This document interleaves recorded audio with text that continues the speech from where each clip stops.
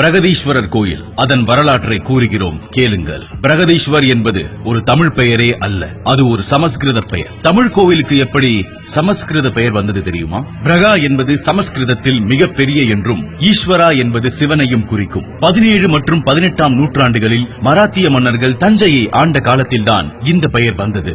தஞ்சை பெரிய கோவிலின் உண்மையான பெயர் பெருவுடையார் கோவில். பெயர் மட்டும் தமிழல்ல, இது முழுக்க முழுக்க தமிழ் கோவில். சொன்னால் ஆச்சரியப்படுவீர்கள். கோவிலின் கருவறையில் இருக்கும் லிங்கத்தின் உயரம் 12 அடி, அது தமிழ் உயிர் எழுத்துக்களின் எண்ணிக்கை. லிங்க பீடத்தின் உயரம் 18 அடி, அது தமிழ் மெய் எழுத்துக்களின் எண்ணிக்கை. கோவிலின் கோபுரத்தின் உயரம் 216 அடி, அது தமிழ் உயிர் மெய் எழுத்துக்களின் எண்ணிக்கை.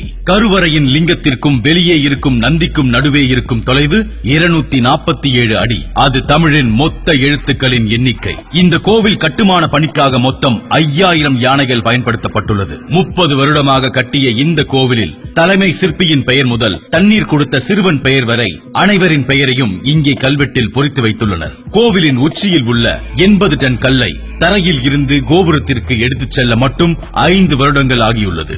இந்த கோவில் முழுக்க முழுக்க புவி ஈர்ப்பு விசையை கணித்து கட்டிய கோவில்.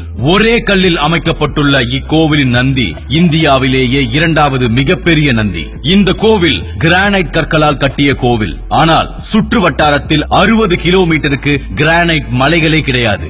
இது எப்படி சாத்தியம் என்று இன்றும் விளங்கவில்லை. இந்த கோவிலின் உட்புறத்தில் தொல்பொருள் ஆராய்ச்சியாளர்கள் ஆராய்ச்சி செய்ததில் உள்ளே பல வெளிநாட்டு மனிதர்களின் உருவங்களும் வெளிநாட்டு அரசர்களின் உருவங்களும் செதுக்கப்பட்டிருக்கிறது. இதை பார்க்கும்போது 1000 ஆண்டுகளுக்கு முன்னே ராஜராஜ சோழன் பல நாட்டு மன்னர்களோடு நட்பு வைத்திருப்பது தெரிகிறது.